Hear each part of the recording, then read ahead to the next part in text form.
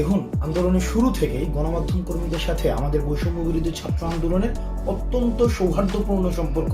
আমরা শুরু থেকেই তাদের যে নিরবিচ্ছিন্ন পেশাদারিত্বের পরিচয় আমরা পেয়েছি এবং আন্দোলনকে আজকে এই সার্বজনীন রূপ দেওয়ার ক্ষেত্রে গণমাধ্যম কর্মীদের নিরবিচ্ছিন্ন পেশাদারিত্বের অবদান অনস্বীকার্য।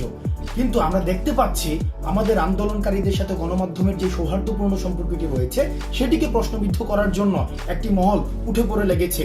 তারা গণমাধ্যম কর্মীদের যে পেশাদারি পরিচয় বা গণমাধ্যম কর্মীদের যে সম্প্রচার সেটিকে বাধাগ্রস্ত করছে, ক্ষেত্র বিশেষে বিভিন্ন গণমাধ্যম কর্মীদের আক্রমণ করছে।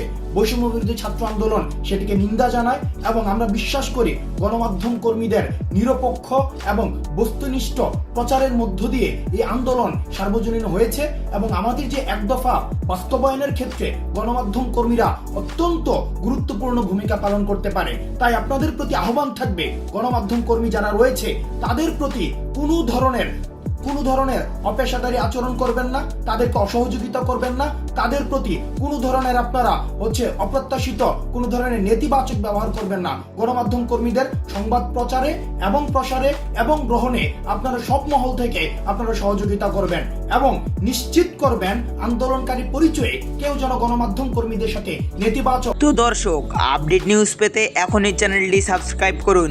ধন্যবাদ।